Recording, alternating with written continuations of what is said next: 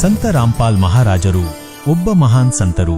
ಅವರು ತಮ್ಮ ಸತ್ಯಭಕ್ತಿ, ತತ್ವಜ್ಞಾನ, ಕರುಣೆ ಮತ್ತು ಸೇವೆಯ ಮೂಲಕ ಸಮಾಜದಲ್ಲಿ ಹೊಸ ಮಾದರಿ ಸ್ಥಾಪಿಸಿದರು. ಸಂತ ರಾಮ್ಪಾಲ್ ಮಹಾರಾಜರ ನೇತೃತ್ವದಲ್ಲಿ ಅವರ ಎಲ್ಲಾ ಸತ್ಲೋಕ ಆಶ್ರಮಗಳಿಂದ ಸಮಾಜ ಕಲ್ಯಾಣದ ಕಾರ್ಯಗಳು ಸಮಾಜಕ್ಕೆ ಉಜ್ವಲ ಭವಿಷ್ಯದ ಹೊಸ ಭರವಸೆ ತೋರಿಸಿವೆ. ಸಂತ ರಾಮ್ಪಾಲ್ ಮಹಾರಾಜರಿಂದ ನಾಮದೀಕ್ಷೆ ಪಡೆದ ನಂತರ ಲಕ್ಷಾಂತರ ಜನರ ಅಸಾಧ್ಯ ರೋಗಗಳಾದ ಕ್ಯಾನ್ಸರ್, ಏಡ್ಸ್ ಮುಂತಾದವು ವಾಸಿಯಾಗಿವೆ. ಅವರ ಜ್ಞಾನದಿಂದ ಪ್ರೇರಿತರಾದ ಅವರ ಅನುಯಾಯಿಗಳು ಲಕ್ಷಾಂತರ ಯೂನಿಟ್ ರಕ್ತದಾನ ಮಾಡಿದ್ದಾರೆ. ಅವರು ಲಕ್ಷಾಂತರ ಹೆಣ್ಣುಮಕ್ಕಳ ವರದಕ್ಷಿಣೆ ರಹಿತ ವಿವಾಹ ಮಾಡಿಸಿದ್ದಾರೆ. ಅವರು ಲಕ್ಷಾಂತರ ಜನರ ವ್ಯಸನ ಬಿಡಿಸಿದ್ದಾರೆ. ಕೋಟ್ಯಂತರ ಹಾಳಾದ ಕುಟುಂಬಗಳು ನೆಲೆಗೊಂಡಿವೆ. ಅವರ ಆಶ್ರಮಗಳಲ್ಲಿ ಸಮಾಗಮದ ಸಮಯ ನಿಶುಲ್ಕ ನೇತ್ರ ಚಿಕಿತ್ಸೆ, ದಂತ ಚಿಕಿತ್ಸೆ ನೀಡಲಾಗುತ್ತದೆ. ಸಂತ ರಾಮ್ಪಾಲ್ ಮಹಾರಾಜರು ಕಾಲಕಾಲಕ್ಕೆ ಪರಿಸರ ಸಂರಕ್ಷಣೆಯ ಉದ್ದೇಶದಿಂದ ದೊಡ್ಡ ಪ್ರಮಾಣದಲ್ಲಿ ವೃಕ್ಷಾರೋಪಣ ಮಾಡುತ್ತಾರೆ. ಅಗತ್ಯವಿರುವವರಿಗೆ ತಕ್ಷಣ ಪರಿಹಾರಕ್ಕಾಗಿ ಆಂಬ್ಯುಲೆನ್ಸ್ ಸೇವೆ ಪ್ರಾರಂಭಿಸಿದರು.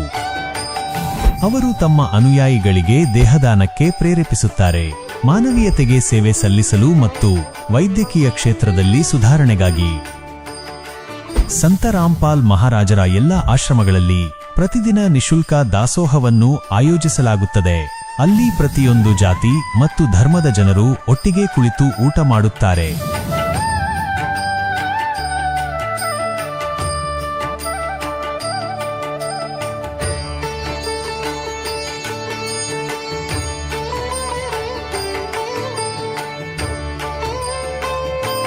ಸಂತ ರಾಮ್ಪಾಲ್ ಮಹಾರಾಜರ ಆಶ್ರಮದಲ್ಲಿ ಸಾವಿರಾರು ವೃದ್ಧರಿಗೆ ಗೌರವ ಮತ್ತು ಪ್ರೀತಿಯಿಂದ ಜೀವನ ನಡೆಸಲು ಅವಕಾಶ ಸಿಗುತ್ತದೆ.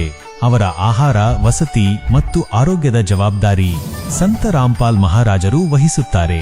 ಅನಾಥ ಮಕ್ಕಳಿಗೆ ಸಂತ ರಾಮ್ಪಾಲ್ ಮಹಾರಾಜರ ಆಶ್ರಮಗಳು ವರದಾನಕ್ಕಿಂತ ಕಡಿಮೆಯಿಲ್ಲ.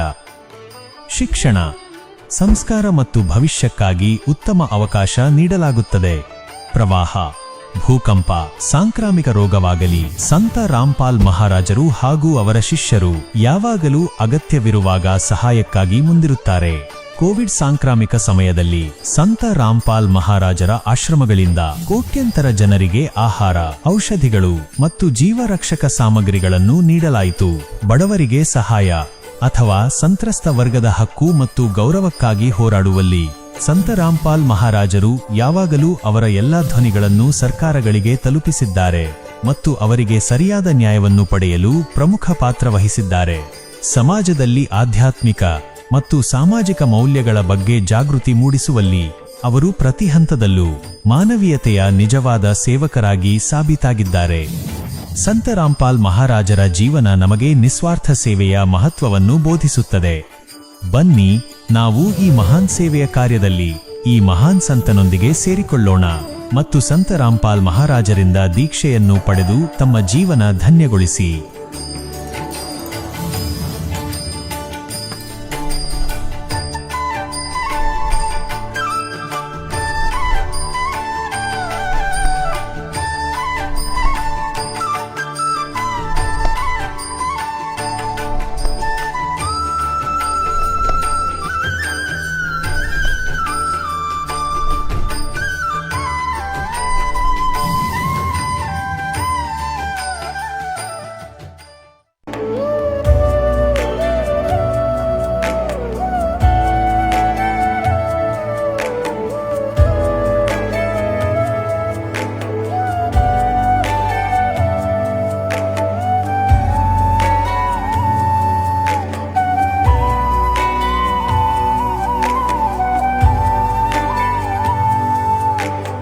ಪವಿತ್ರ ಶ್ರೀಮದ್ ಭಗವದ್ಗೀತೆ, ಪವಿತ್ರ 4 ವೇದಗಳು, ಪವಿತ್ರ ಕುರಾನ್ ಶರೀಫ್, ಪವಿತ್ರ ಬೈಬಲ್, ಪವಿತ್ರ ಗುರು ಗ್ರಂಥ ಸಾಹಿಬ್, ಪವಿತ್ರ ಕಬೀರ್ ಸಾಹೇಬರ ವಾಣಿಯಲ್ಲಿ ಅಡಗಿರುವ ಗೂಢ ರಹಸ್ಯ ಅಂದರೆ ತತ್ವಜ್ಞಾನವನ್ನು ತಿಳಿಯಲು ದಯವಿಟ್ಟು ಅವಶ್ಯವಾಗಿ ಕೇಳಿ.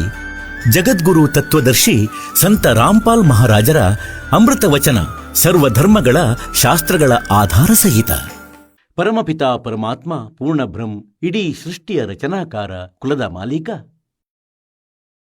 ಕಬೀರ ದೇವರು, ಕಬೀರ ಪರಮೇಶ್ವರರಾಗಿದ್ದಾರೆ. ಇವರು ಅದೇ ಪರಮಾತ್ಮರಾಗಿದ್ದಾರೆ.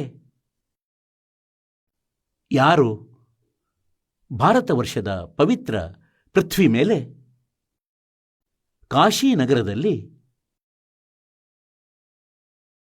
ಲೆಹರ್ತಾರ ಹೆಸರಿನ ಸರೋವರದಲ್ಲಿ ವಿಕಸಿತ ಕಮಲದ ಹೂವಿನ ಮೇಲೆ ಈ ಪರಮಾತ್ಮ ಶಿಶುರೂಪದಲ್ಲಿ ಪ್ರಕಟರಾಗಿದ್ದರು.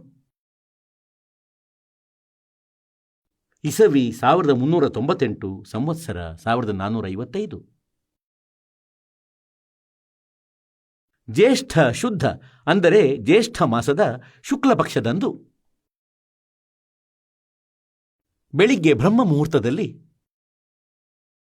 ಆ ಪರಮಾತ್ಮ ತನ್ನ ನಿಜಸ್ಥಾನವಾದ ಆ ಮೂರನೇ ಮುಕ್ತಿಧಾಮದಿಂದ, ಆ ಮೂರನೇ ಸ್ಥಾನದಿಂದ ಅಂದರೆ ಒಂದು ಲೋಕ, ಬ್ರಹ್ಮನ ಈ 21 ಬ್ರಹ್ಮಾಂಡಗಳನ್ನು ಒಂದು ಧಾಮ ಎನ್ನಲಾಗುತ್ತದೆ.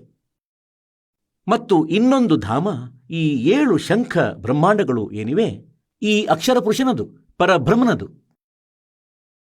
ಮತ್ತು ಇದರಿಂದ ಮೂರನೆಯದೇನಿದೆ ಅಂದರೆ ಮೇಲಿನ ಆ ಅವಿನಾಶಿ ಲೋಕಗಳೇನಿವೆ, ಅದರ ಪ್ರಥಮದಲ್ಲಿರುವುದೇ ಸತ್ಯಲೋಕ. ಅದು ಮೂರನೆಯ ಧಾಮವಾಗಿದೆ. ಆ ಪರಮಾತ್ಮ ಪೂರ್ಣ ಬ್ರಹ್ಮ ತನ್ನ ಮೂರನೇ ಧಾಮದಿಂದ ಗತಿಯಿಂದ ಅಲ್ಲಿಂದ ಪ್ರಸ್ಥಾನ ಮಾಡಿ ಹೊರಟು ಬರುತ್ತಾರೆ.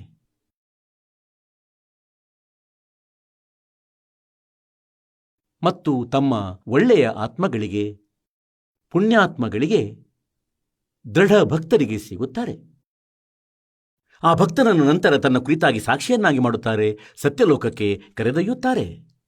ಅಲ್ಲಿಂದ ನಂತರ ಎಲ್ಲಾ ವ್ಯವಸ್ಥೆಗಳಿಂದ ಪರಿಚಿತಗೊಳಿಸಿ ಆ ಪ್ರಿಯ ಆತ್ಮವನ್ನು ಪುನಃ ಈ ಕಾಲನ ಲೋಕದಲ್ಲಿ ಬಿಡುತ್ತಾರೆ. ಆ ಪರಮೇಶ್ವರನನ್ನು ಅರಿತ ಪುಣ್ಯಾತ್ಮ ನಂತರ ಪರಮಾತ್ಮನ ಮಹಿಮೆಯನ್ನು ತುಂಬಿ ತುಳುಕುವ ರೀತಿಯಲ್ಲಿ ವರ್ಣನೆ ಮಾಡುತ್ತಾರೆ. ಏನೇ ಇರಲಿ, ಆ ಸಮಯ ಅವರ ಆ ಪ್ರಿಯ ಆತ್ಮಗಳ ಆ ವಚನಗಳ ಮೇಲೆ ಜನರು ಮಹತ್ವ ನೀಡುತ್ತಿರಲಿಲ್ಲ, ಅವುಗಳ ಮೇಲೆ ವಿಚಾರ ಮಾಡುತ್ತಿರಲಿಲ್ಲ. ಆದರೆ ಅವುಗಳು ಈ ಮಧ್ಯದ ಪೀಳಿಗೆಗಾಗಿ ಬಹಳಷ್ಟು ಲಾಭದಾಯಕ ಆಗುತ್ತವೆ. ಇಂದು ನಾವು ಭಗವಂತನನ್ನು ಅರಿಯೋಣ ಮತ್ತು ಪರಮಾತ್ಮನನ್ನು ಅರಿಯಲಿಕ್ಕಾಗಿ ನಮಗೆ ಆ ಪರಮೇಶ್ವರರ ಪ್ರಿಯ ಆತ್ಮಗಳ ಆ ಅಮೃತ ವಚನ ಇಂದು ಬಹಳ ಉಪಯೋಗಿ ಸಿದ್ಧವಾಗುವುವು. ಆ ಪರಮೇಶ್ವರರು 4 ಯುಗಗಳಲ್ಲಿ ಒಂದು ಲೀಲೆ ಮಾಡುತ್ತಾರೆ. ಪ್ರತಿಯೊಂದು ಯುಗದಲ್ಲಿ ಒಂದು ಇಂತಹ ಜೀವನ ಲೀಲೆ ಮಾಡುತ್ತಾರೆ. ಹೇಗೆಂದರೆ ಒಬ್ಬ ಜನಸಾಮಾನ್ಯ ವ್ಯಕ್ತಿ ಆಗಿರುತ್ತಾನೆ ಮತ್ತು ತನ್ನ ಕೈಗಳಿಂದ ಕಾರ್ಯ ಮಾಡಿ ತನ್ನ ನಿರ್ವಹಣೆಯನ್ನು ಮಾಡಿ ಇಡೀ ಜೀವನ ನಡೆಸಿ ತೋರಿಸುತ್ತಾರೆ. ಇಂತಹ ಲೀಲೆಯನ್ನು ಆ ಪರಮಾತ್ಮ ಮಾಡುತ್ತಾರೆ. ಹೀಗೆ ವೇದಗಳಲ್ಲಿ ವರ್ಣನೆ ಇದೆ. ಋಗ್ವೇದ ಮಂಡಲ ಸಂಖ್ಯೆ 1, ಸೂಕ್ತಿ ಸಂಖ್ಯೆ 31, ಮಂತ್ರ ಸಂಖ್ಯೆ 18ರಲ್ಲಿ ಈ ವಿವರಣೆ ಇದೆ. ಆ ಪರಮಾತ್ಮ ಪೂರ್ಣ ಬ್ರಹ್ಮ, ಒಂದು ಜೀವನ, ಒಬ್ಬ ಮನುಷ್ಯ ಸದೃಶ.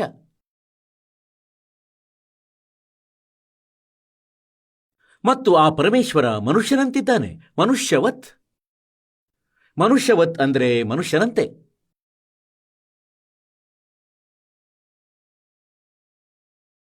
ಇದನ್ನು ನೋಡಿರಂತೆ. ಋಗ್ವೇದ ಇದು ಎಲ್ಲಿಂದ ಮುದ್ರಿತವಾಗಿದೆ? ಸಾರ್ವದೇಶಿಕ್ ಆರ್ಯ ಪ್ರತಿನಿಧಿ ಸಭಾ, 315, ಮಹರ್ಷಿ ದಯಾನಂದ ಭವನ, ರಾಮಲೀಲಾ ಮೈದಾನ, ಹೊಸದಿಲ್ಲಿಯಿಂದ. ಸಮ್ರಾಟ್ printers and binders, 1606, ಪಟೌದಿ house, Daryaganj, ಹೊಸದಿಲ್ಲಿಯಿಂದ.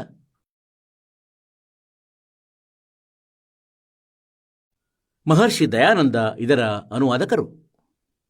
ಈಗ ಇದಾಗಿದೆ ಋಗ್ವೇದ ಮಂಡಲ ಸಂಖ್ಯೆ 1, ಸೂಕ್ತಿ ಸಂಖ್ಯೆ 31, ಮಂತ್ರ ಸಂಖ್ಯೆ 17 ಆಗಿದೆ.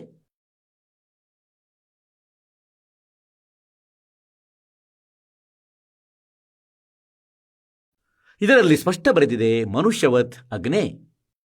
ಇದನ್ನು ಸಂಧಿ ವಿಂಗಡಿಸಿದರೆ ಇದು ದ ತ ಆಗುವುದು ಮತ್ತು ರೇಫ ತಗಲುವುದು ಆ ಅಗ್ನೆಯೊಡನೆ ಸೇರಿಕೊಳ್ಳುತ್ತದೆ. ಹೇಗೆಂದರೆ ಇಲ್ಲಿ ಮಾಡಲಾಗಿದೆ ಮನುಷ್ಯವತ್ ಮತ್ತು ಅಗ್ನೇ ಬೇರೆ ಮಾಡಲಾಗಿದೆ. ಇದರದ್ದು 2 ಭಾಗವಾದುವು. ಮನುಷ್ಯವತ್ ಬೇರೆಯಾಯಿತು, ಮನುಷ್ಯವತ್ ಮತ್ತು ಅಗ್ನೇ ಬೇರೆಯಾಯಿತು. ಈಗ ಈ ದಯಾನಂದನು ಸತ್ಯಾರ್ಥ ಪ್ರಕಾಶದಲ್ಲಿ ಏನು ಅಜ್ಞಾನ ವಿಚಾರ ತುಂಬಿಟ್ಟಿದ್ದಾನೆ ಅಂದರೆ ಪರಮಾತ್ಮ ನಿರಾಕಾರನು. ಎಲ್ಲೆಲ್ಲಿ ವೇದಗಳಲ್ಲಿ ಪರಮಾತ್ಮನ ಸಾಕಾರದ ಪ್ರಮಾಣ ಬಂದಿದೆ ಇವನು ಅನುವಾದ ಮಾಡುವ ಸಮಯ ಶಬ್ದಗಳ ಅನರ್ಥ ಮಾಡಿದ. ಮನುಷ್ಯವತ್ ಅಗ್ನೇ, ಅಂಗಿರಸ್ವತ್ ಅಂಗಿರಹ, ಯಯಾತಿ ವತ್ಸದನೆ, ಪೂರ್ವ ವಚ್ಚುಚೆ, ಅಚ್ಚ ಯಹಮಾ ವಹ, ಯಹಮಾ ವಹ, ದೈವಂ ಜನಮಾ ಸಾದೈ, ಬಹಿರ್ಷಿ ಯಕ್ಷಿಚ ಪ್ರಿಯಂ. ಈಗ ಇದರದು ಏನು ಅರ್ಥವಾಗುತ್ತದೆ ಅಂದರೆ, ಹೇ ಮನುಷ್ಯವತ್ ಅಗ್ನೇ ಅಂದರೆ ಹೇ ಪರಮೇಶ್ವರ, ಅಗ್ನೇ ಅಂದರೆ ಪರಮೇಶ್ವರ. ತಾವು ಮನುಷ್ಯರಂತೆ ಮತ್ತು ಮನುಷ್ಯರಂತೆಯೇ ತೇಜೋಮಯ ಶರೀರ ಧಾರಣೆ ಮಾಡಿಕೊಂಡು ತಾವು ಒಬ್ಬ ಮನುಷ್ಯರಂತೆ ಇರುವಿರಿ ಮತ್ತು ಪ್ರತಿಯೊಂದು ಯುಗದಲ್ಲಿ ತಾವು ಯಯಾತಿವತ್ ಅಂದರೆ ಪುರುಷ ಯಜ್ಞಗಳ ಒಡನೆ ಕೆಲಸಗಳ ಸಿದ್ಧಿಯನ್ನು ಮಾಡಿಸುತ್ತೀರಿ. ಅಥವಾ ಅಂದರೆ ಯಯಾತಿವತ್ ಅಂದರೆ ತನ್ನ ಕೈಗಳಿಂದ ಕೆಲಸವನ್ನು ಮಾಡುತ್ತಾರೆ. ಅಂದರೆ ಮನುಷ್ಯ ತನ್ನ ಕೈಗಳಿಂದ ಕೆಲಸ ಮಾಡಿ ತನ್ನ ಎಲ್ಲಾ ಕೆಲಸಗಳನ್ನು ಸಿದ್ಧ ಮಾಡುತ್ತಾನೆ, ಅಂದರೆ ಜೀವನ ಮಾಡುತ್ತಾನೆ. ಹೀಗೆ ಆ ಪರಮಾತ್ಮ ಮನುಷ್ಯರಂತೆ. ಇವನು ಏನು ಅರ್ಥ ಮಾಡಿದ್ದಾನೆ? ಮನುಷ್ಯವತ್ ಇದರದು ಮನುಷ್ಯರು ಹೋಗುವ ಬರುವ ಸಮಾನ ಅಥವಾ ಅಂದರೆ ಮನುಷ್ಯವತ್ ಅಂದರೆ ಮನುಷ್ಯನ ಸಮಾನ, ಅಂದರೆ ಮನುಷ್ಯನ ಸಮಾನ, ಮನುಷ್ಯನಂತೆ ಅಂದರೆ ಮನುಷ್ಯನ ಹಾಗೆ. ಪರಮಾತ್ಮ ಮನುಷ್ಯನಂತಿದ್ದಾನೆ ಮತ್ತು ಮನುಷ್ಯನಂತೆಯೇ ಕರ್ಮ ಜನಸಾಮಾನ್ಯನಂತೆ ಕಾರ್ಯವನ್ನೇ ಮಾಡುತ್ತಾರೆ.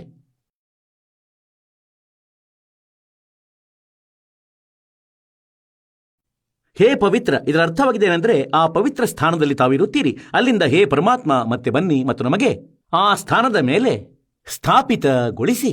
ಸದನೆ ಅಂದರೆ ಮನೆ, ಆ ಸ್ಥಾನದ ಮೇಲೆ ಎಲ್ಲಿಂದ ನಾವು ಬಂದಿದ್ದೇವೆ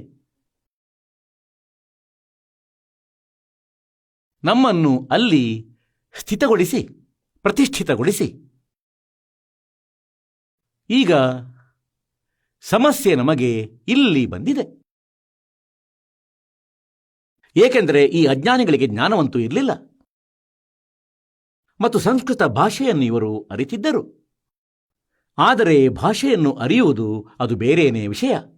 ಯಥಾರ್ಥ ಭಕ್ತಿ ಮಾರ್ಗವನ್ನು, ಆಧ್ಯಾತ್ಮ ಜ್ಞಾನವನ್ನು ತಿಳಿಯುವುದು ಇದು ಪೂರ್ಣ ಸಂತನ ಹೊರತು ಸಂಭವವಾಗದು. ಆ ಪರಮಾತ್ಮ ಪ್ರತಿಯೊಂದು ಯುಗದಲ್ಲಿ ಬರುತ್ತಾರೆ ಮತ್ತು ಮನುಷ್ಯನಂತೆ ಶರೀರ ಧಾರಣೆ ಮಾಡಿ ಆ ಪರಮೇಶ್ವರ ಒಂದು ಲೀಲೆ ಮಾಡುತ್ತಾರೆ ಮತ್ತು ಅವರು ನಮಗೆ ಕಾಲನ ಜಾಲದಲ್ಲಿ ಸಿಲುಕಿದಂತಹ ಮುಗ್ಧ ಆತ್ಮಗಳಿಗೆ ತಿಳಿಸುವ ಪ್ರಯತ್ನ ಮಾಡುತ್ತಾರೆ. ಅಂದರೆ ಮನುಷ್ಯ ಜೀವನ ನಮಗೆ ಯಾಕಾಗಿ ಪ್ರಾಪ್ತವಾಗಿದೆ, ಅದರದು ನೀವು ಸದುಪಯೋಗ ಮಾಡುತ್ತಿಲ್ಲ.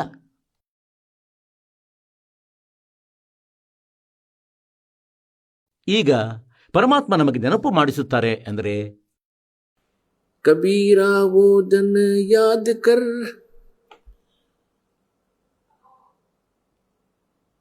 पग ऊपर तलसीस, अब मर्त मंडल में आके तो भूल गया जगदीश.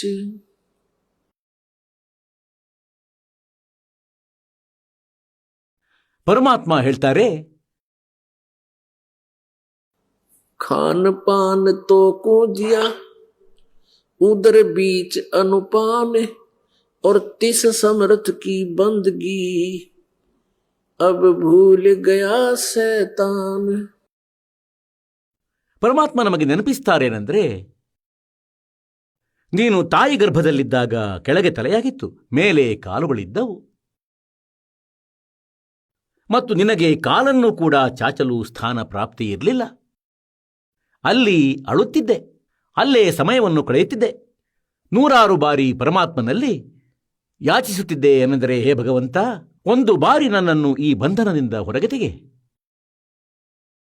ನಾನು ನಿಮ್ಮ ಭಕ್ತಿಯನ್ನು ಮಾಡುವೆ, ನಿಮ್ಮನ್ನು ನಾನು ಎಂದಿಗೂ ಮರೆಯಲಾರೆ. ಏಕೆಂದರೆ ಈ ಮನದ ಸ್ವಭಾವವಾಗಿದೆ, ಯಾವ ಸಮಯ ಇವನ ಮೇಲೆ ಆಪತ್ತು ಬರುತ್ತದೆ ಆಗ ಇವನು ಭಗವಂತನನ್ನು ಸ್ಮರಿಸುತ್ತಾನೆ. ಆಪತ್ತು ನಿವಾರಣೆಯಾದಂತೆ ತಕ್ಷಣ ಇವನು ಎಲ್ಲ ತಲೆಹರಟೆ ಮಾಡತೊಡಗುತ್ತಾನೆ. ಯಾವ ಸಮಯದಲ್ಲಿ ಈ ಜೀವಾತ್ಮ ತಾಯಿಯ ಗರ್ಭದಲ್ಲಿರುತ್ತಾನೋ ಆಗ ಬಹಳ ದುಃಖಿಯಾಗಿರುತ್ತಾನೆ. ಮತ್ತು ಇವನಿಗೆ ತನ್ನ ಭೂತ ಮತ್ತು ಭವಿಷ್ಯದ ಎಲ್ಲ ವಿಷಯಗಳು ನೆನಪಾಗುತ್ತದೆ. ಆ ಸಮಯ ಇವನಿಗೆ ಎಲ್ಲವೂ ತಿಳಿಯುತ್ತದೆ. 9 ತಿಂಗಳು ಇವನು ಇದೇ ಚಿಂತನೆ ಮಾಡುತ್ತಿರುತ್ತಾನೆ. ಅಂದರೆ, ನಾನು ಹಿಂದಿನ ಜನ್ಮಗಳಲ್ಲಿ ಭಕ್ತಿ ಸಾಧನೆ ಮಾಡಿಲ್ಲ, ಇದಕ್ಕಾಗಿ ನಾನು ಇಂದು ದುಃಖ ಪಡೆದಿರುವೆ. ಈ ಎಲ್ಲ ರೀಲ್ ನೋಡುತ್ತಾ ಇರ್ತಾನೆ ತನ್ನ ಹಿಂದಿನ ಜನ್ಮದ್ದು. ನಾನು ಇಂತಿಂಥ ಅಪರಾಧ ಮಾಡಿದೆ, ಈ ಕಾರಣದಿಂದ ನಾನು ಅಲ್ಲಲ್ಲಿ ನರಕ ಅನುಭವಿಸಿದೆ, ಅಲ್ಲಿ ನಾನು ಇಂಥ ಕಷ್ಟ ಅನುಭವಿಸಿದೆ, ನಾನು ಇಂತಿಂಥ ತಪ್ಪುಗಳನ್ನು ಮಾಡಿದೆ. ಮತ್ತು ಇವೆರಡೂ ಕೈಗಳಿಂದ ಪದೇ ಪದೇ ಕ್ಷಮೆಯಾಚನೆ ಮಾಡುತ್ತಾನೆ.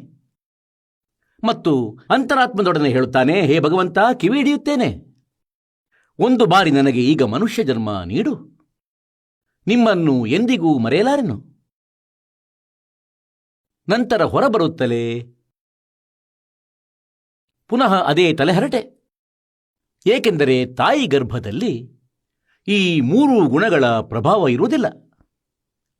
ತಾಯಿಯ ಗರ್ಭದಿಂದ ಹೊರಬರುತ್ತಲೇ ಇಲ್ಲಿ ಅಂತೆಯೇ ಗಾಳಿಯೊಳಗೆ ಈ ರೇಂಜನ್ನು ಬಿಟ್ಟು ಬಿಡಲಾಗಿರುತ್ತದೆ, ಮೊಬೈಲ್ ಇತ್ಯಾದಿಗಳದು. ಹಾಗೆಯೇ ಈ 3 ಭಗವಂತರುಗಳ ಬ್ರಹ್ಮ ರಜಗುಣ, ಇವನ ರಜಗುಣದ ರೇಂಜು ಈ 3 ಲೋಕಗಳಲ್ಲಿ ಪೂರ್ತಿ ಫುಲ್ ಇದೆ. ಪೃಥ್ವಿಲೋಕ, ಸ್ವರ್ಗಲೋಕ ಮತ್ತು ಪಾತಾಳ ಲೋಕದಲ್ಲಿ.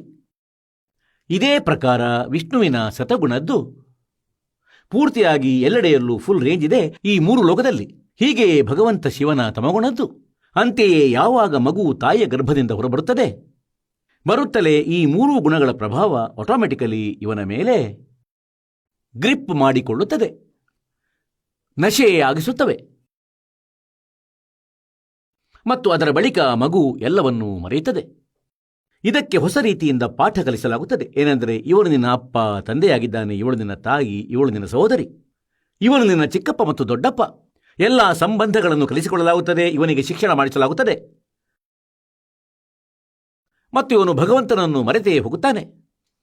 ಈ ಕಾರಣದಿಂದ ಪರಮೇಶ್ವರ ಸ್ವತಃ ಬಂದು ಅವನಿಗೆ ನೆನಪಿಸುತ್ತಾರೇನೆಂದರೆ, ನೀನು ಯಾತಕ್ಕಾಗಿ ಮೃತ್ಯುಮಂಡಲದಲ್ಲಿ ಬಂದಿದ್ದೆ ಮತ್ತು ತಾಯಿಯ ಗರ್ಭದಲ್ಲಿ ನೀನು ಏನೇನು ವಚನ ನೀಡಿದ್ದೆ ಅದೆಲ್ಲ ಮರೆತು ಬಿಟ್ಟು ತಿಳಿಗೇಡಿ. ಈಗ ಪರಮಾತ್ಮನನ್ನು ಭಜಿಸು, ಸಾಧನೆಯನ್ನು ಮಾಡು. ಪರಮಾತ್ಮ ಏನು ಹೇಳ್ತಾರೆ, ಅಪ್ಪ ಆರತಿ, ಅಪ್ಪ ಸಜ್ಜೆ, ಅಪ್ಪ ಕಿಂಗರ್, ಅಪ್ಪ ಬಜ್ಜೆ, ಅಪ್ಪ ತಾಲ್ ಜಾಂದನ್ಕಾರ, आप नचे आप देखना। कह कबीर ऐसी आरती गाऊं, आपा मध्य आप समाऊं। ಏನ್ ಹೇಳ್ತಾರೆ ಪರಮಾತ್ಮ, ये सौदा फिर नाही संतो, यो सौदा फिर नाही।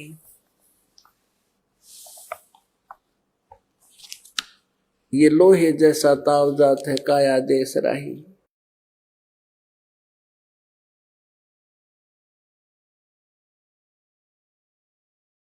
ಈಗ ಪುಣ್ಯಾತ್ಮರೇ, ಇದು ಎಷ್ಟು ಮಾರ್ಮಿಕ ವಾಣಿಯಾಗಿದೆ, ಇದನ್ನು ಗಮನವಿಟ್ಟು ಕೇಳಿ, ತಮ್ಮ ಹೃದಯದಲ್ಲಿ ತುಂಬಿಸಿಕೊಳ್ಳಿ. ಮತ್ತು ಪರಮಾತ್ಮನ ಈ ವಾಣಿಯ ಅಮೃತ ವಚನಗಳನ್ನು ಪದೇ ಪದೇ ಕೇಳಬೇಕಾಗಿದೆ ತಾವು. ಏಕೆಂದರೆ ಇದು ಇಂತಹ ವ್ಯವಸ್ಥೆ ಇದೆ ಇಲ್ಲಿಯದು, ಈ ಕಾಲನ ಲೋಕದ್ದು. ಈ 3 ಗುಣಗಳ ಪ್ರಭಾವ ಪ್ರಾಪರ್ ಆಗಿ ನಡೆಯುತ್ತಾ ಇದೆ, ಕಾನ್ಸ್ಟೆಂಟ್ ಆಗಿ ಇರುತ್ತದೆ, ಇದು ಎಂದಿಗೂ ಖಂಡವಾಗುವುದಿಲ್ಲ. ಈ ಕಾರಣದಿಂದ ತಮ್ಮ ಮೇಲೆ ಆ ಪ್ರೆಷರ್ ವ್ಯವಸ್ಥಿತವಾಗಿ ಇದ್ದೇ ಇರುತ್ತದೆ. ಮತ್ತು ಪರಮಾತ್ಮನ ಈ ಆಂಟಿಬಯೋಟಿಕ್ ಜ್ಞಾನದ ಗೋಲಿಗಳಿಂದ, ಕ್ಯಾಪ್ಸುಲ್ಗಳಿಂದ ಇದು ತಮ್ಮ ಕಿವಿಗಳ ಮಾಧ್ಯಮದಿಂದ ಹೃದಯದಲ್ಲಿ ಸೇರಿಕೊಳ್ಳುವುದು ಮತ್ತು ಇವು ಆಂಟಿಬಯೋಟಿಕ್ನ ಕೆಲಸ ಮಾಡುವು. ಇದು ನಿಷ್ಕ್ರಿಯಗೊಳಿಸುವುದು ಈ 3 ಗುಣಗಳ ಪ್ರಭಾವವನ್ನು. ಹೇಗೆಂದರೆ, ಬಹಳ ಆಳದಲ್ಲಿ ಜಲವಿರುತ್ತದೆ, ಸರೋವರದ್ದು, ಅದರ ಮೇಲೆ ಪಾಚಿ ಉಂಟಾಗುತ್ತದೆ ಮತ್ತು ಆ ಪಾಚಿಯನ್ನು ಕೈಯಿಂದ ಸರಿಸಿದರೆ ಅದು ದೂರವಾಗುತ್ತದೆ ಮತ್ತು ಸ್ವಚ್ಛ ಜಲ ನಮಗೆ ಪ್ರಾಪ್ತವಾಗುತ್ತದೆ. ಅಲುಗಾಡಿಸಿ ಸರಿಸುವುದನ್ನು ನಿಲ್ಲಿಸುತ್ತಲೇ ವಾಪಸ್ 2 ನಿಮಿಷದಲ್ಲಿ ಹಾವಸೆ ಅದನ್ನು ಕವರ್ ಮಾಡುತ್ತದೆ, ಮುಚ್ಚಿಬಿಡುತ್ತದೆ. ಇದೇ ರೀತಿ ಈ 3 ಗುಣಗಳ ಈ ಹಾವಸೆ ತಮ್ಮ ಅಂತಃಕರಣದಲ್ಲಿ ಸ್ವಾಭಾವಿಕ ರೂಪದಿಂದ ಬಂದು ಬಿಡುತ್ತದೆ. ಅದಕ್ಕಾಗಿ ಸತ್ಸಂಗ ಕೇಳುವುದು, ಈ ಹಾವಸೆಯನ್ನು ಸರಿಸುವುದು ಅತಿ ಅವಶ್ಯಕವಾಗಿದೆ. ಏನು ಹೇಳ್ತಾರೆ, यो सौदा फिर नाही संतो, यो सौदा फिर नाही। ಓಯ್ ಹೊಯ್, ಈ ಒಪ್ಪಂದ. ಈಗ ನಾವು ವ್ಯಾಪಾರಿಗಳು, ಬಿಸ್ನೆಸ್ ಮೆನ್ ಆಗಿದ್ದೇವೆ. ಮತ್ತು ಇಲ್ಲಿ ಈ ಲೋಕದಲ್ಲಿ, ಪೃಥ್ವಿ ಲೋಕದಲ್ಲಿ ನಾವು ಒಪ್ಪಂದ ಮಾಡಲು ಬಂದಿದ್ದೇವೆ. ಮತ್ತು ಜೀವನರೂಪಿ ಮೂಲಧನ, ಜೀವನರೂಪಿ ಶ್ವಾಸರೂಪಿ ಈ ಮೂಲಧನ ನಮಗೆ ಪ್ರಾಪ್ತವಾಗಿದೆ. ನಮ್ಮ ಏನು ಸಂಸ್ಕಾರಗಳಿವೆ ಅವು ನಮಗೆ ಸಿಕ್ಕಿವೆ, ಪ್ರಾರಬ್ಧ ನಮಗೆ ಪ್ರಾಪ್ತವಾಗಿವೆ. ಹೇಗಂದ್ರೆ, ಈಗ ಯಾರೋ ಸಾಹುಕಾರ, ಯಾರೋ ಒಬ್ಬ ವ್ಯಕ್ತಿ 2, 4, 10 ಲಕ್ಷ ಪಡೆದು ಬೇರೊಂದು ಪಟ್ಟಣಕ್ಕೆ ಹೋಗುತ್ತಾನೆ ಬಿಸಿನೆಸ್ ಅನ್ನು ಮಾಡಲು. ಮತ್ತಲ್ಲಿ ಹೋಟೆಲಲ್ಲಿ ಯಾವುದೋ ಕೊಠಡಿ ಬಾಡಿಗೆಗೆ ಪಡೆಯುತ್ತಾನೆ ಅಥವಾ ಧರ್ಮಶಾಲೆಯಲ್ಲಿ. ಇದೇ ರೀತಿ ಇನ್ನೊಬ್ಬನು ಹೋಗುತ್ತಾನೆ. ಹೀಗೆ 3ನೇವನು ಹೋಗುತ್ತಾನೆ, 4ನೇವನು ಹೋಗುತ್ತಾನೆ. ಯಾವ ವ್ಯಕ್ತಿ ಮೂಲಧನ ಪಡೆದು ಹೋದರೂ 1 ಲಕ್ಷ, 2 ಲಕ್ಷ ಅಥವಾ 10 ಲಕ್ಷ ಆ ಮೂಲಧನವನ್ನು ಕೊಂಡು ಹೋದರು. ಈಗ ಅವರಿಗೆ ಆ ಮೂಲಧನದಿಂದ ಮುಂದೆ ಹಣವನ್ನು ಇನ್ನೂ ಹೆಚ್ಚಿಸಬೇಕಿತ್ತು, ಬಿಸ್ನೆಸ್ ಮಾಡಬೇಕಾಗಿತ್ತು, ಅದರಿಂದ ಲಾಭ ಸಂಪಾದನೆ ಮಾಡಬೇಕಿತ್ತು, ಅಂದರೆ ವ್ಯಾಪಾರ ಮಾಡಬೇಕಾಗಿತ್ತು. ಯಾರು ಹೀಗೆ ಮಾಡುತ್ತಾರೋ, ಅದರ ಸದುಪಯೋಗ ಮಾಡುತ್ತಾರೋ, ಮುಂದೆ ಬಿಸ್ನೆಸ್ ಮಾಡುತ್ತಾರೆ, ದ್ವಿಗುಣ, ತ್ರಿಗುಣ, 4 ಪಟ್ಟು ಅದರಿಂದ ಗಳಿಸಿ ಮರಳಿ ಹಿಂದಿರುಗಿ ಬರುತ್ತಾರೆ. ಆಗ ಅವನು ಅದನ್ನು ಸದುಪಯೋಗ ಮಾಡಿದಂತೆ.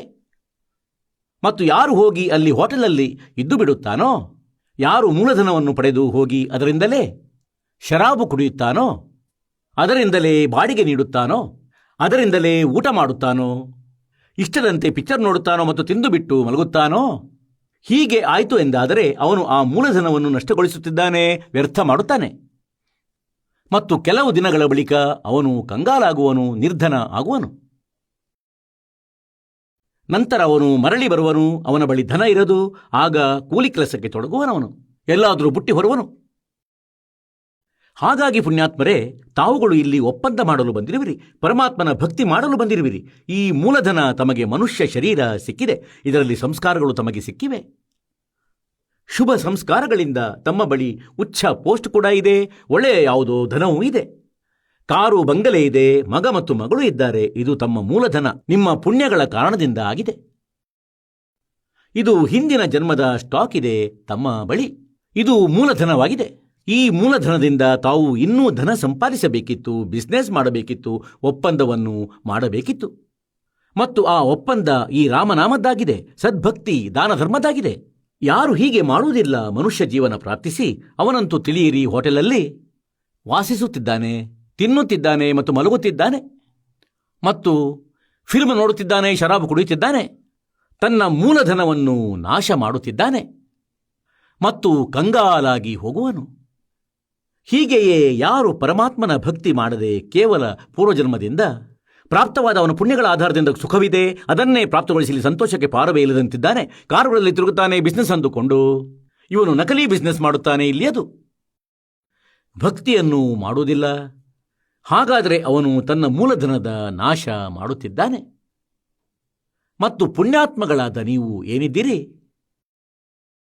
ತಾವು ತಮ್ಮ ಆ ಮೂಲಧನದ ಈಗ ಸದುಪಯೋಗವನ್ನು ಮಾಡುತ್ತಿರುವಿರಿ. ಮುಂದುವರಿದು ಇದರ ಬೆಲೆಯ ಅರಿವು ಗೊತ್ತಾಗುತ್ತದೆ ಪ್ರಪಂಚ ಬಿಟ್ಟು ಹೋಗುವಾಗ. तो क्या बताते हैं, ये सौदा फिर ना ही संतो, ये सौदा फिर ना ही,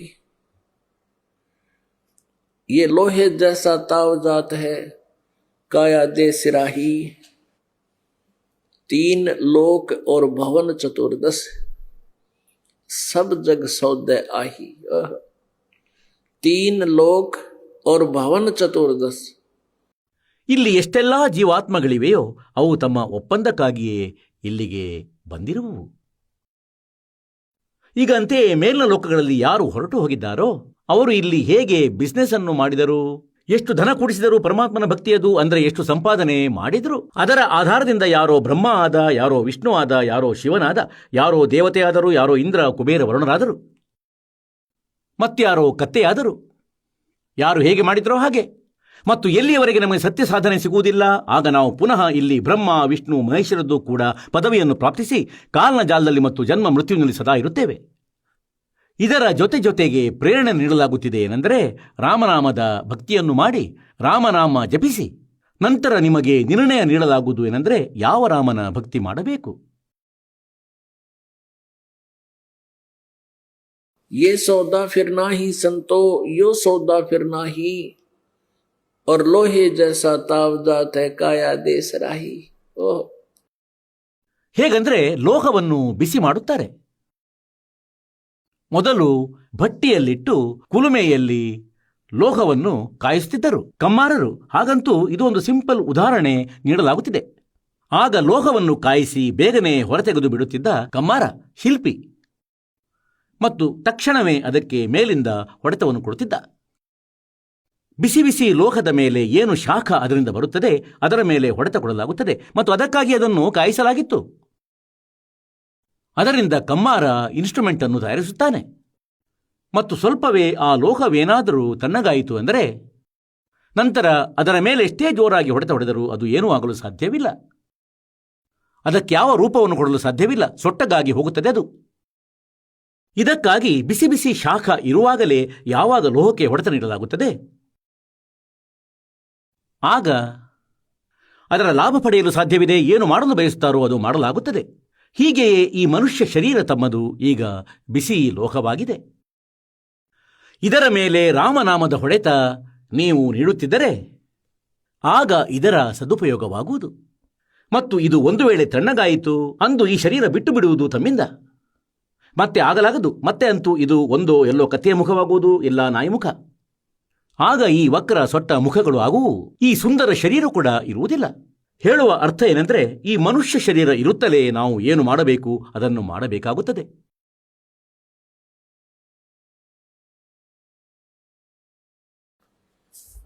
यो सौदा फिर नाही संतो ये सौदा फिर नाही लोहे जैसा ताव जात है लोहे जैसा ताव जात है काया दे सराही संतो ये सौदा फिर नाही.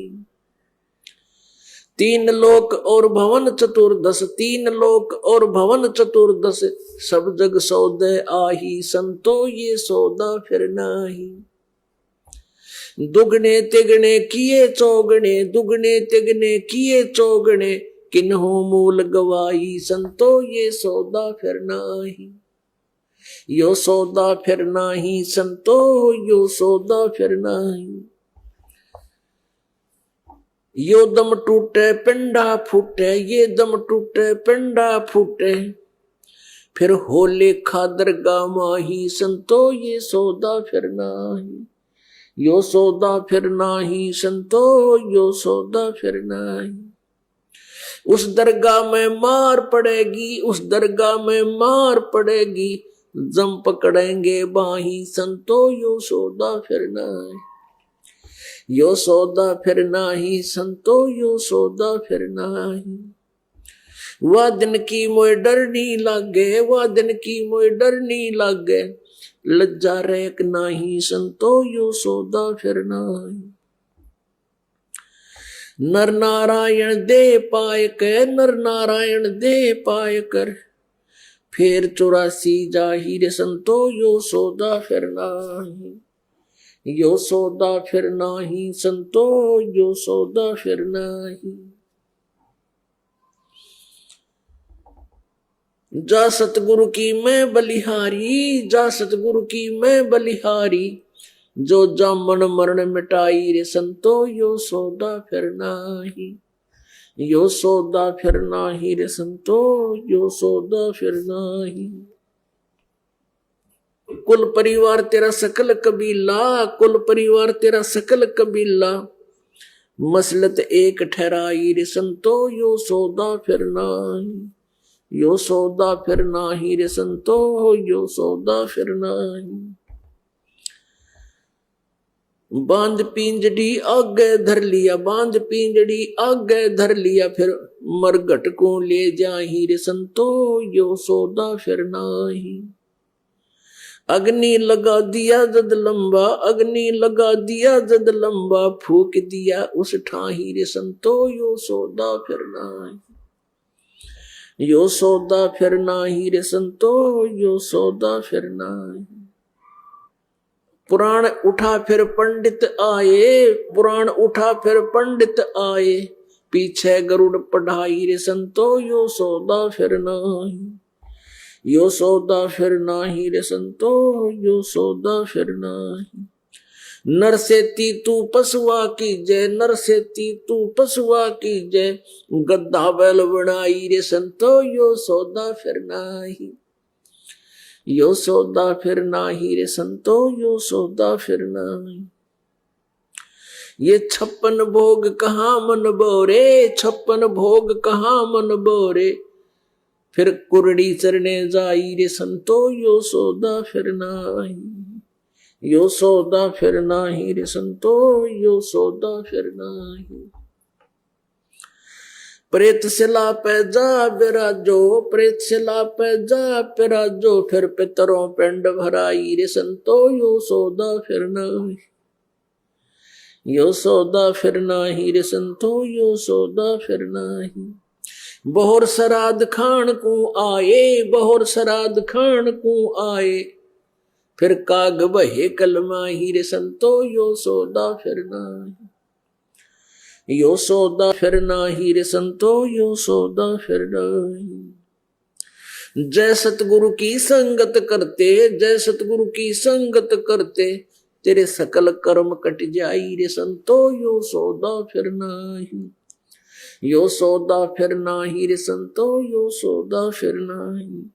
अमरपुरी पर आसन होते, अमरपुरी में आसन होते, जहां धूप ना छाई रे संतो, यो सौदा फिर नाही, यो सौदा फिर नाही रे संतो, यो सौदा फिर नाही। सुरत निरत मन पवन पियाना, सुरत निरत मन पवन पियाना, शब्दे शब्द समाई रे संतो, यो सौदा फिर नाही, यो सौदा फिर नाही रे संतो, यो सौदा फिर नाही। गरीबदास गलतान महल में, गरीबदास गलतान महल में, मिले कबीर गोसाई रे संतो, यो सौदा फिर नाही। ಈಗ ಪುಣ್ಯಾತ್ಮರೇ, ಋಗ್ವೇದ ಮಂಡಲ ಸಂಖ್ಯೆ 9, ಸೂಕ್ತಿ ಸಂಖ್ಯೆ 86, ಮಂತ್ರ ಸಂಖ್ಯೆ 26 ಮತ್ತು 27ರಲ್ಲಿ ಋಗ್ವೇದ ಮಂಡಲ ಸಂಖ್ಯೆ 9,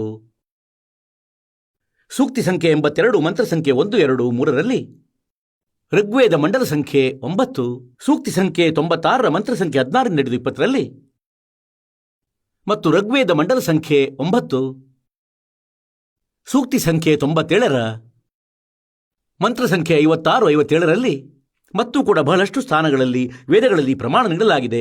ಏನಂದ್ರೆ, ಆ ಪರಮಾತ್ಮ ಸತ್ಯಲೋಕದಿಂದ ಹೊರಟು ಬರುತ್ತಾರೆ, ತನ್ನದೊಂದು ಸ್ಥಾನದಲ್ಲಿ ಇರುತ್ತಾರೆ, ಮೇಲೆ ಸತ್ಯ ಖಂಡದಲ್ಲಿ, ಅಲ್ಲಿಂದ ಸ್ವತಃ ವೇಗದಿಂದ ಬರುತ್ತಾರೆ, ಹಗುರ ತೇಜಪುಂಜದ ಒಂದು ಬೇರೆ ಶರೀರ ಧಾರಣೆ ಮಾಡುತ್ತಾರೆ, ಅದು ಕಡಿಮೆ ಪ್ರಕಾಶದ್ದಾಗಿರುತ್ತದೆ ಮತ್ತು ಒಳ್ಳೆಯ ಆತ್ಮಗಳಿಗೆ ಬಂದು ಸಿಗುತ್ತಾರೆ, ಯಾರು ದೃಢ ಭಕ್ತರಾಗಿರುತ್ತಾರೆ. ಆ ದೃಢ ಭಕ್ತನಿಗೆ ನಂತರ ತನ್ನ ಸ್ಥಿತಿಯಿಂದ ಪರಿಚಿತಗೊಳಿಸಿ ಅವನನ್ನು ಪುನಃ ಇಲ್ಲಿಗೆ ತಂದು ಬಿಡುತ್ತಾರೆ.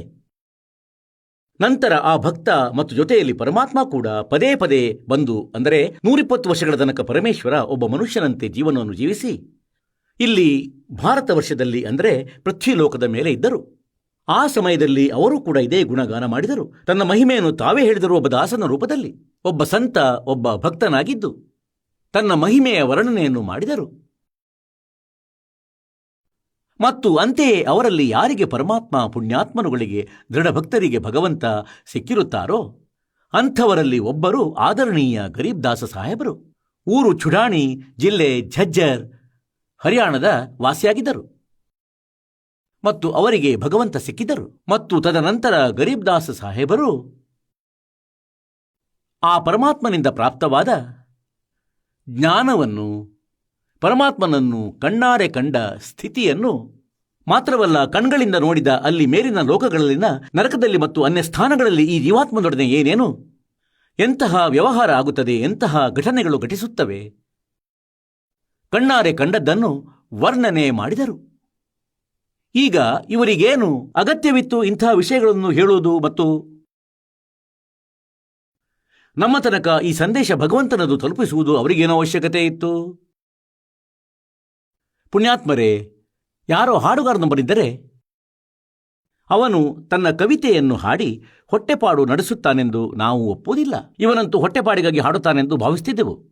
ಇನ್ಯಾರೋ ಭಜನೆ ಮಾಡುವನಿದ್ದರೆ ಭಜನೆ ಮಾಡಿ ಪ್ರಪಂಚಕ್ಕೆ ಮೋಹಗಳಿಸುವುದಕ್ಕಾಗಿ ಹಾಡುಗಳನ್ನು ಯದ್ವಾತದ್ವಾ ಹಾಡಿಕೊಂಡು ತನ್ನ ಹೊಟ್ಟೆಪಾಡಿಗಾಗಿ ಆ ಕೆಲಸವನ್ನು ಮಾಡಬಹುದು. ಆವಾಗ ಅವುಗಳನ್ನು ಕೂಡ ನಾವು ವಿಶ್ವಾಸ ಮಾಡುವುದಿಲ್ಲ. ಈಗ ಪೂರ್ಣ ಪರಮಾತ್ಮ ಕಬೀರ ಪರಮೇಶ್ವರರು ಬಂದರು. ಬಟ್ಟೆ ನೇಯ್ದು ತಮ್ಮ ಕೆಲಸವನ್ನು ನಿಭಾಯಿಸುತ್ತಿದ್ದರು. ಮತ್ತು ಪ್ರವಚನ ಮಾಡುವುದಕ್ಕೆ ಯಾವ ಹಣ ಪಡೆಯುತ್ತಿರಲಿಲ್ಲ, ನಾಮದೀಕ್ಷೆಗಾಗಿ ಯಾವ ಹಣ ಪಡೆಯುತ್ತಿರಲಿಲ್ಲ. ಬದಲಾಗಿ ತನ್ನ ಕಡೆ ಎಷ್ಟು ಸಾಮರ್ಥ್ಯವಿತ್ತೋ ಅವರ ಬಳಿ ಶೇಷ ಉಳಿಯುತ್ತಿದ್ದ ಹಣದಿಂದ ಅವರು ಊಟ ಮಾಡಿಸುತ್ತಿದ್ದರು, ಭಂಡಾರವನ್ನು ನಡೆಸುತ್ತಿದ್ದರು. ಆವಾಗ ಹೀಗೂ ಹೇಳಲಾಗದು, ಅಂದರೆ ಕಬೀರ ಪರಮೇಶ್ವರರು ಈ ಹಾಡು ಹಾಡುವುದು ತನ್ನ ಹೊಟ್ಟೆಪಾಡಿಗಾಗಿ ಮಾಡಿದರೆಂದು. ಇದನ್ನೂ ಹೇಳಲಾಗದು. ಗರೀಬ್ ದಾಸರದು 1300-1400 ಎಕರೆ ಜಮೀನಿತ್ತು ಇಂದಿನಿಂದ 250-300 ವರ್ಷ ಪೂರ್ವದಲ್ಲಿ. ಅಂದರೆ ಈ ರೀತಿಯೂ ಅಲ್ಲ, ಗರೀಬ್ ದಾಸರು ಕೂಡ ಯಾವುದೋ ಇಂಥದ್ದು ತನ್ನ ಹೊಟ್ಟೆಪಾಡಿಗಾಗಿ ಯಾವುದೋ ಇಂಥದೇ ಯದ್ವಾತದ್ವ ಕಥೆಗಳನ್ನು ಮಾಡಿರಬಹುದು ಎಂದು. ಪರಮಾತ್ಮನನ್ನು ನೋಡಿದರು. ಪರಮೇಶ್ವರ ಇವರಿಗೆ ಬಂದು ಸಿಕ್ಕಿದರು.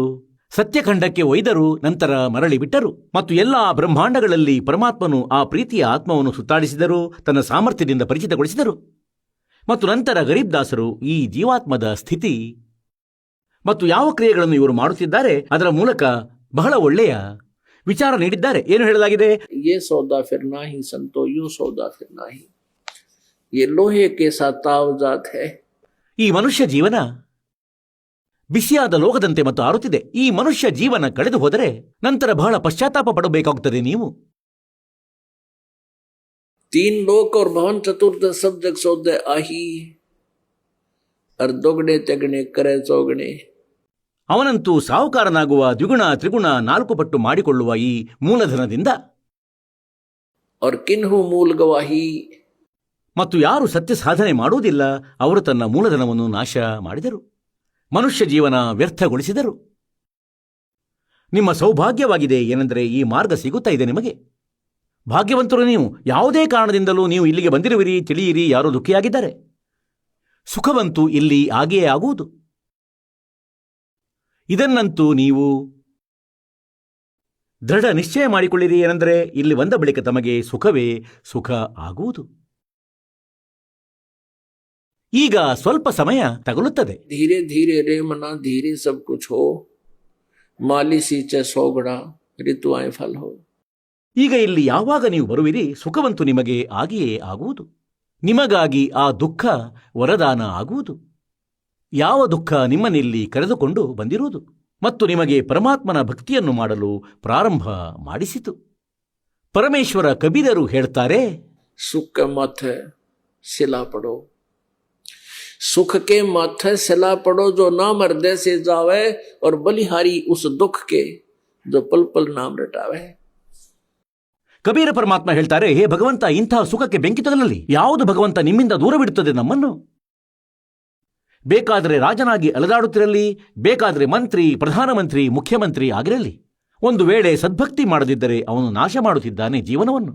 ಅವನು ಖಂಡಿತವಾಗಿಯೂ ವ್ಯರ್ಥಗೊಳಿಸುತ್ತಿದ್ದಾನೆ ತನ್ನ ಜೀವನವನ್ನು. ಮತ್ತು ನೀವೇನು ಆ ಭಗವಂತನ ಸತ್ಯಸಾಧನೆ ಮಾಡುತ್ತಿರುವಿರಿ? ನೀವಂತೂ ಭಕ್ತಿ ಸಂಪಾದನೆಯ ಲೂಟಿಯನ್ನೇ ಮಾಡುತ್ತಿರುವಿರಿ. ತಾವು ತಮ್ಮ ಮೂಲಧನವನ್ನು ದ್ವಿಗುಣ ತ್ರಿಗುಣ 4 ಪಟ್ಟುಗಳಷ್ಟು ಮಾಡುತ್ತಿರುವಿರಿ. ಈಗ ಪರಮಾತ್ಮ ಏನ್ ಹೇಳ್ತಾರೆ? योदम टूटे पिंडा फूटे, हो लेखा दरगाह माही, उस दरगाह में मार पड़ेगी, जम पकड़ेंगे बाही. ಈ ಶ್ವಾಸಗಳು ಮುಗಿದು ಹೋಗುವು. ಏ ದಮ್ ಟೂಟೆ, ಈ ಶ್ವಾಸಗಳಂತೂ ಪೂರ್ಣಗೊಳ್ಳುವು. ನಂತರ ನಿನ್ನ ಶರೀರ ಪಿಂಡ ನಷ್ಟವಾಗುತ್ತದೆ. ಸುಡುತ್ತಾರೆ, ಹೂಳುತ್ತಾರೆ, ಮಣ್ಣಲ್ಲಿ ಮುಚ್ಚುತ್ತಾರೆ. ಈಗ ಇದನ್ನು ಯೋಚಿಸಬೇಡಿ, ನಂತರ ಮೃತ್ಯು ಆಗುವುದರಿಂದ ಮೋಕ್ಷವಾಯಿತು ಎಂದು. ನಿನ್ನ ಕಷ್ಟಗಳು ಅಂತೂ ಈಗ ಪ್ರಾರಂಭವಾಗುವು. ಕೆಲವು ಮುಗ್ಧ ಜನರು ಯಾವುದೋ ದುಃಖದಿಂದ ಅಥವಾ ತೊಂದರೆಯಿಂದ ದುಃಖಿಯಾಗಿ ಸೂಸೈಡ್ ಮಾಡಿಕೊಳ್ಳುತ್ತಾರೆ. ಅವರ ಉದ್ದೇಶ ಏನಾಗಿರುತ್ತದೆ ಅಂದರೆ, ನಾನು ಸುಖಿಯಾಗುವೆ, ಇಲ್ಲ ದುಃಖದ ಬೆಟ್ಟ ಕಳಿಸಿ ಬೀಳುವುದು. ಮತ್ತೆ ಒಂದೊಮ್ಮೆ ಭವಿಷ್ಯದಲ್ಲಿ ಸುಖಿಯಾಗಬೇಕಾದ್ರೆ ಆಗಲೂ ಕೂಡ ಈ ಪರಮಾತ್ಮನ ಚರಣಗಳಲ್ಲಿ ದುಃಖವಿರಲಿ ಸುಖವಿರಲಿ ತೊಡಗಿರಬೇಕು. ಮತ್ತು ಕೆಲವೇ ದಿನಗಳಲ್ಲಿ ನೋಡಿ ಏನಾಗುವುದೆಂದು. ಈಗ ಏನು ಹೇಳ್ತಾರೆಂದರೆ, उस दरगाह में मार पड़ेगी. ಪರಮಾತ್ಮನ ಆ ದರ್ಬಾರಿನಲ್ಲಿ, ಧರ್ಮರಾಜನ ದರ್ಬಾರಿನಲ್ಲಿ, ನ್ಯಾಯಾಧೀಶನ ದರ್ಬಾರಿನಲ್ಲಿ ನಿನಗೆ ಚಪ್ಪಲಿ ಏಟು ಬೀಳುವುವು ಮತ್ತು ಯಮದೂತರು ನಿನ್ನ ಜುಟ್ಟು ಹಿಡಿಯುವರು.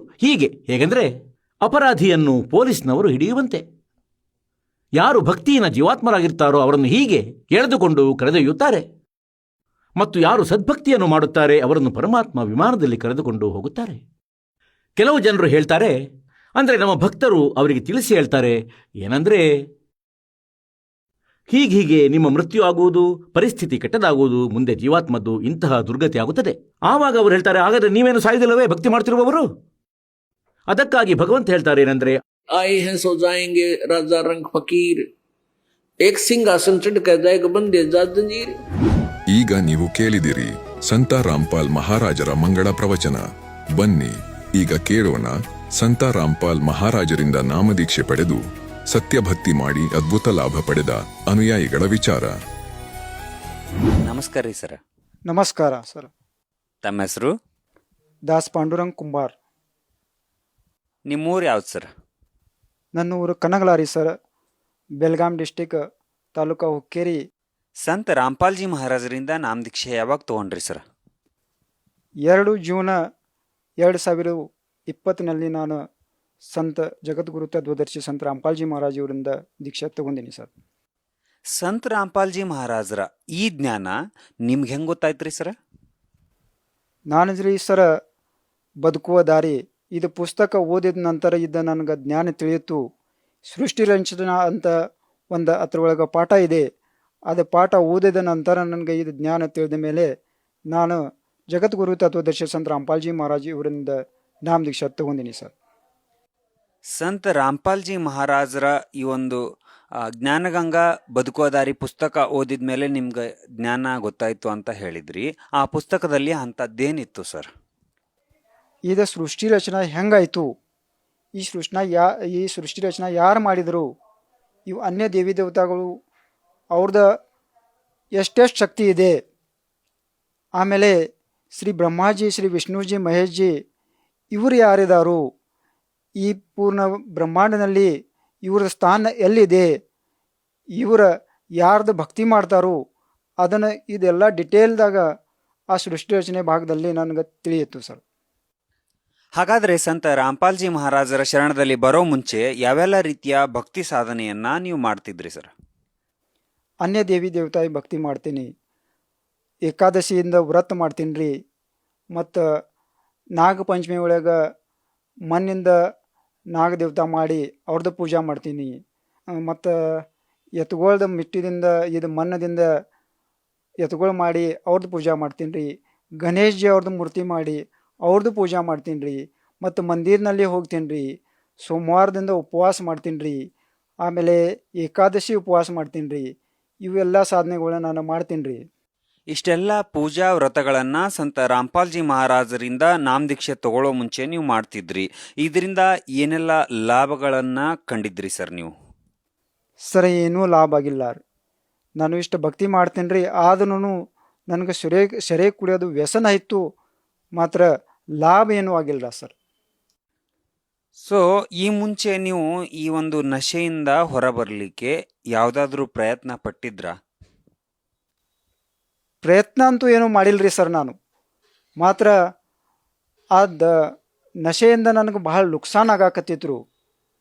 ಅದು ನುಕ್ಸಾನ್ ಆಗೋದ ನನಗೆ ಜಗದ್ಗುರು ತತ್ವದರ್ಶಿ ಸಂತ ರಾಮ್ಪಾಲ್ಜಿ ಮಹಾರಾಜ್ ಅವ್ರ ದೀಕ್ಷೆ ತೊಗೊಂಡಿನ ಮೇಲೆ ಅದು ನಂದು ಅದು ಸೆರೆಯೋದು, ಡೈಲಿ ರೊಕ್ಕ ಅದು ಎಲ್ಲ ಹಾಳಾಗೋದು ಅದು ಬಂದಾಯ್ತು ರೀ ಸರ್.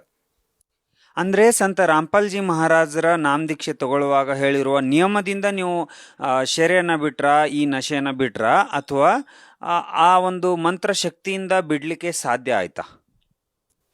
ಆದ ದೀಕ್ಷಾ ತಗೊಂಡಿನ ನಂತರ ಸರ್ ಅವ್ರ ಮಂತ್ರ ಕೊಡ್ತಾರಲ್ಲ, ಅವ್ರ ಮಂತ್ರದ ಶಕ್ತಿನ ಅಷ್ಟೇ ಐತಿ. ಮತ್ತು ಅವ್ನ ನೇಮ್ ಏನ್ರಿ, ಒಂದು ಸಲ ಪಾಲಿಸ್ತೇನೆ ಅಂದರೆ ವಚನ ಕೊಟ್ಟೆ ಅದು ಭಕ್ತಿ ಮಾಡಿದ್ರೆ ನನ್ನ ಭಾವದಿಂದ ಎಲ್ಲ ಕರೆಕ್ಟ್ ಇದು ಮನಸ್ಸಿನಿಂದ ಭಕ್ತಿ ಮಾಡಿದ್ರೆ ಅವು ಎಲ್ಲ ಸೆರೆ ಮತ್ತು ಗುಟ್ಕ ಅದು ಎಲ್ಲ ಆಟೋಮೆಟಿಕ್ಲಿ ದೂರ ಆಗ್ತಾವೆ. ಸನೇಕ ಅವ್ರು ಬರಂಗಿಲ್ಲ. ಯಾಕಂದ್ರೆ ಅವ್ರನ್ನ ನೇಮ್ ಇದಾವು. ಆ ನೇಮ್ ನನ್ಗೆ ಭಕ್ತಿ ನನ್ಗೆ ಖಂಡ್ ಆಗ್ತೈತಿ. ಆ ನೆನಪಿನಾಗ ಇತ್ತಂದ್ರೆ ಅವ್ರ ನಶೆನೂ ಮಾಡಂಗಿಲ್ಲ ರೀ ಸರ್.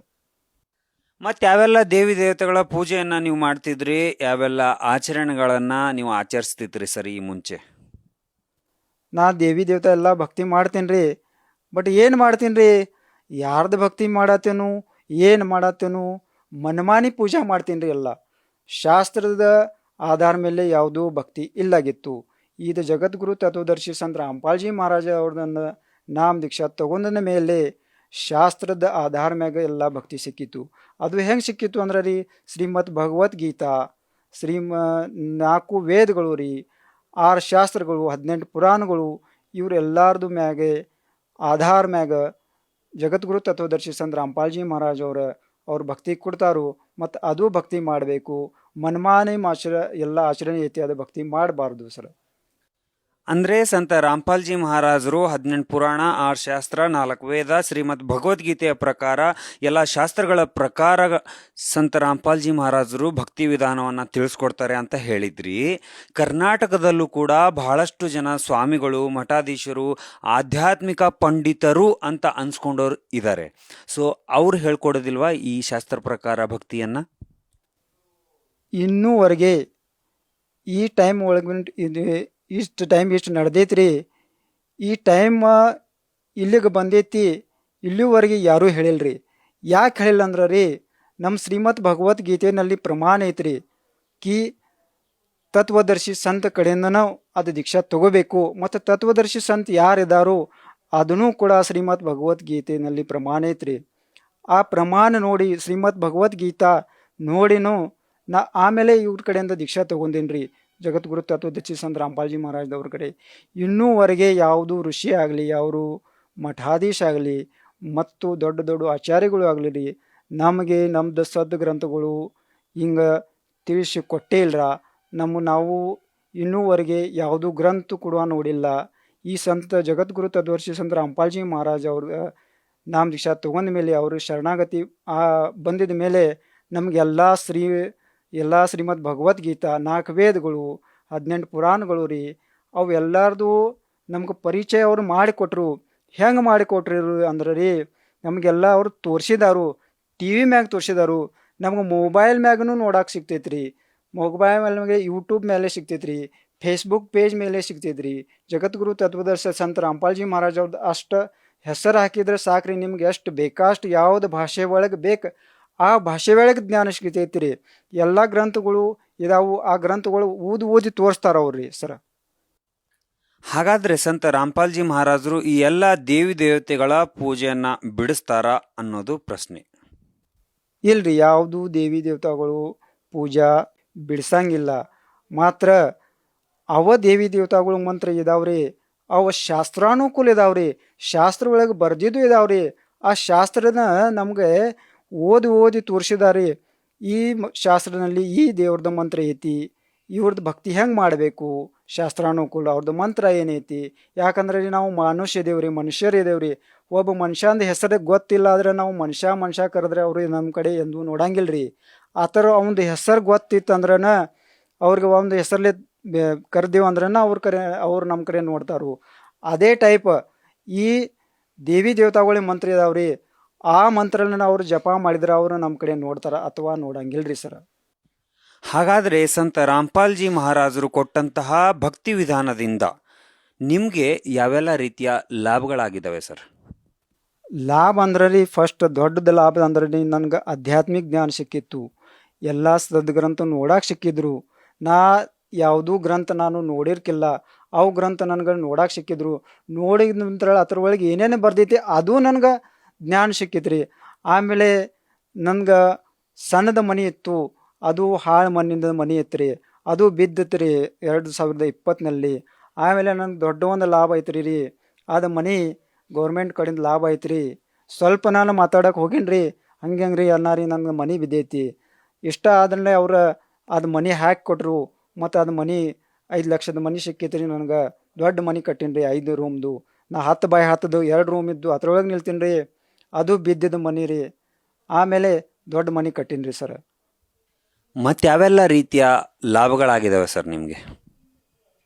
ಮತ್ತು ಡೈಲಿ ಲಾಭಗಳು ಆಗ್ತಿದ್ದು ಹೊರ್ತಾವ್ರಿ ಸರ್.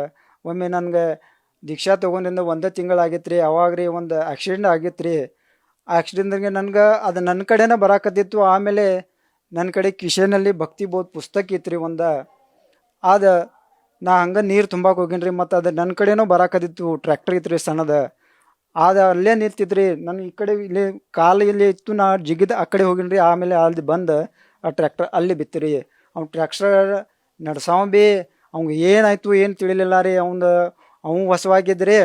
ಆಮೇಲೆ ಅವನು ಕೈಯಾಗಿಂದ ಕ್ಲಚ್ ಇತ್ತು, ಅದು ಒಮ್ಗಿಲೇನೆ ಜಾರಿ ಬಿತ್ತು. ಮತ್ತು ಆ ಟ್ರ್ಯಾಕ್ಟರ್ ನನ್ನ ಕಡೆನೇ ಬರಾಕತ್ತಿದ್ರಿ. ಅವ್ನು ಟ್ರ್ಯಾಕ್ಟರ್ ತೆಳಗೆ ಸಿಕ್ಕಿದ್ರಿ ಅವ್ನು ಮನುಷ್ಯನೇ ಡ್ರೈವರ. ಆಮೇಲೆ ಅವ್ರ ಮಂದಿ ಎಲ್ಲ ಬಯಾಕತ್ತಿದ್ರು ಸರ.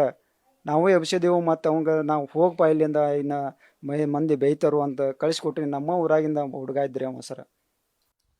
ಸೊ ಸಂತ ರಾಮ್ಪಾಲ್ಜಿ ಮಹಾರಾಜರು ಕೊಡುವಂತಹ ಭಕ್ತಿ ವಿಧಾನದಿಂದ, ಮಂತ್ರಗಳಿಂದ ಚಮತ್ಕಾರಿಯಾದಂತಹ ಘಟನೆಗಳು ನಡೆಯುತ್ತೆ.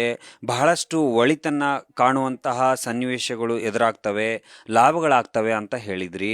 ಸಾಕಷ್ಟು ಜನರು ದಿನ ಬೆಳಗಾದ್ರೆ ಸಾಕಷ್ಟು ಸ್ವಾಮಿಗಳ ಹತ್ರ ಹೋಗ್ತಾರೆ, ದುಡ್ಡನ್ನು ವ್ಯರ್ಥ ಮಾಡ್ತಾರೆ. ಹಾಗೆ ಬಹಳಷ್ಟು ಕಡೆ ಈ ಒಂದು ಸುಖವನ್ನು ಹುಡುಕಾಡ್ಕೊಂಡು ಹೋಗ್ತಾ ಇರ್ತಾರೆ. ಅವ್ರಿಗೆ ವಿಶೇಷವಾಗಿ ಏನು ಸಂದೇಶ ಕೊಡ್ಲಿಕ್ಕೆ ಬಯಸ್ತೀರಾ, ಏನು ಹೇಳಕ್ಕೆ ಬಯಸ್ತೀರಾ ಸರ್? ಸಂದೇಶ ಅಂತ ನಾನೇನು ಕೊಡಂಗಿಲ್ಲ ರೀ ಸರ. ಜಗದ್ಗುರು ತತ್ವದರ್ಶಿ ಸಂತ ರಾಮ್ಪಾಲ್ಜಿ ಮಹಾರಾಜ್ ಇವರ ಸಂದೇಶ ಕೊಟ್ಟಿದ್ದಾರೆ. ಸಂದೇಶ ಎಲ್ಲ ಖುಲ್ಲಾ ಮಾಡಿ ಕೊಟ್ಟಿದ್ದಾರೆ. ನಮ್ಮ ಸದ್ಗ್ರಂಥ ಎಲ್ಲ ಖುಲ್ಲಾ ಮಾಡಿ ನಮ್ಮ ಮುಂದೆ ಇಟ್ಟಿದ್ದಾರೆ. ನೀವು ಎಲ್ಲರೂ ನೋಡ್ರಿ. ನನ್ನ ವಯಸ್ಸಲ್ಲಿ ಇದ್ದವ್ರು ಎಲ್ಲರೂ ನಮ್ಮ ವಿದ್ಯಾರ್ಥಿಗಳು ಇದ್ದಾರೆ, ನಮ್ಮ ಸಂಗಟ ಇದ್ದವರು, ಸ್ನೇಹಗಳು ಇದ್ದವರು ಎಲ್ಲರೂ. ಅವರು ನೋಡ್ರಿ, ಜ್ಞಾನ ತಿಳ್ಕೊರಿ. ಮತ್ತು ಇದು ಮೋಕ್ಷದ ಮಾರ್ಗ ಐತ್ರಿ. ಮೋಕ್ಷ ಅಂತ ಯಾರಿಗೂ ಇನ್ನೂವರೆಗೆ ಗೊತ್ತಿಲ್ಲ. ಅದನ್ನು ಮೋಕ್ಷ ಏನೈತಿಪ್ಪ, ಆದ ಮೋಕ್ಷ ಇವರ ಜಗದ್ಗುರು ತತ್ವದರ್ಶಿ ಸಂತ ರಾಮ್ಪಾಲ್ಜಿ ಮಹಾರಾಜ್ ಇವ್ರ ಕಟ್ಟಿದಾರೆ ರೀ. ಮೋಕ್ಷ ಅಂದ್ರೆ ಏನು, ಅದನ್ನು ಮೋಕ್ಷದ ಮಾರ್ಗ ಇದು ಭಕ್ತಿ ಮಾರ್ಗ ಐತ್ರಿ. ಅವ್ರ ಕಡೆಯಿಂದ ಭಕ್ತಿ ತಗೋರಿ. ಮತ್ತು ನಮ್ಮ ಕಡೆ ಎಲ್ಲ ಟಿವಿಗಳು ಮಾಧ್ಯಮ ಇದಾವ್ರಿ, ಮೊಬೈಲ್ ಇದಾವ್ರಿ. ಸತ್ಸಂಗ ಚಾಲು ಇದ್ದಾಗ ಒಂದು ಯೆಲ್ಲೋ ಕಲರ್ದ ಪಟ್ಟಿ ಬರ್ತೈತ್ರಿ. ಆ ಪಟ್ಟಿ ಮೇಲೆ ಆಶ್ರಮದ ನಂಬರ್ ಇರ್ತಾವ್ರಿ. ಆ ನಂಬರ್ ಮ್ಯಾಗ ನೀವು ಕಾಲ್ ಮಾಡಿ ಕೇಳ್ಬೋದು. ನಿಮ್ಮದು ಮನಸ್ಸೊಳಗೆ ಏನು ಸಮಸ್ಯೆ ಇದ್ರೆ ಅಲ್ಲಿ ಡೈರೆಕ್ಟ್ ಆಶ್ರಮಕ್ಕೆ ಕೇಳ್ಬೋದು. ಮತ್ತು ನಿಮ್ಗೆ ಅದು ಕಾಂಟ್ಯಾಕ್ಟ್ ಮಾಡಿದ್ಮೇಲೆ ನಿಮ್ಮ ಸನೇಕಿದ್ದ ನಾಮದಾನ್ ಸೆಂಟರ್ದ ಅವ್ರದ್ದು ಪತ್ತೆ ಕೊಡ್ತಾರು, ಅಲ್ಲದ ನಂಬರ್ ಕೊಡ್ತಾರು. ಆ ನಂಬರ್ ಮ್ಯಾಗೆ ನೀವು ಕಾಂಟ್ಯಾಕ್ಟ್ ಮಾಡಿ ನಾಮ ದೀಕ್ಷಾ ತಗೋರಿ. ಮತ್ತು ಎಲ್ಲ ನಿಮ್ಮದು ಜೀವನ ಐತ್ರಲ್ಲ ಅದು ಸಫಲ ಮಾಡಿರಿ ಸರ್. ನಾಮ ದೀಕ್ಷೆ ತಗೊಳ್ಬೇಕಂದ್ರೆ ದುಡ್ಡು ಏನಾದರೂ ಕೊಡ್ಬೇಕಾ ಸರ್? ಸರ್ ₹1 ಕೊಡಕ್ಕೆ ಹತ್ತಂಗಿಲ್ರಿ. ಧನ್ಯವಾದಗಳು ಸರ್. ಸತ್ ಸಾಹೇಬ್.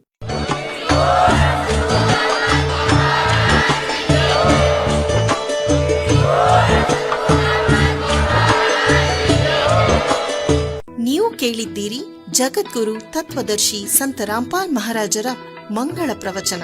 ಹೆಚ್ಚಿನ ಮಾಹಿತಿಗಾಗಿ ವಿಸಿಟ್ ಮಾಡಿ ನಮ್ಮ ವೆಬ್ಸೈಟ್ www.jagadguru-rampalji.org. ಸಂತ ರಾಮ್ಪಾಲ್ ಮಹಾರಾಜರ ಶುಭ ಆಶೀರ್ವಾದದಿಂದ ಇಡೀ ವಿಶ್ವದಲ್ಲಿ 500ಕ್ಕೂ ಹೆಚ್ಚು ನಾಮದೀಕ್ಷಾ ಕೇಂದ್ರಗಳಿವೆ. ಇದರಲ್ಲಿ ಸಂತ ರಾಮ್ಪಾಲ್ ಮಹಾರಾಜರಿಂದ ನಿಶುಲ್ಕವಾಗಿ ಆನ್ಲೈನ್ ನಾಮದೀಕ್ಷೆ ಕೊಡಲಾಗುತ್ತಿದೆ. ತಮ್ಮ ಹತ್ತಿರದ ನಾಮದೀಕ್ಷಾ ಕೇಂದ್ರದ ಮಾಹಿತಿಗಾಗಿ ಸಂಪರ್ಕಿಸಿ 888 444 7302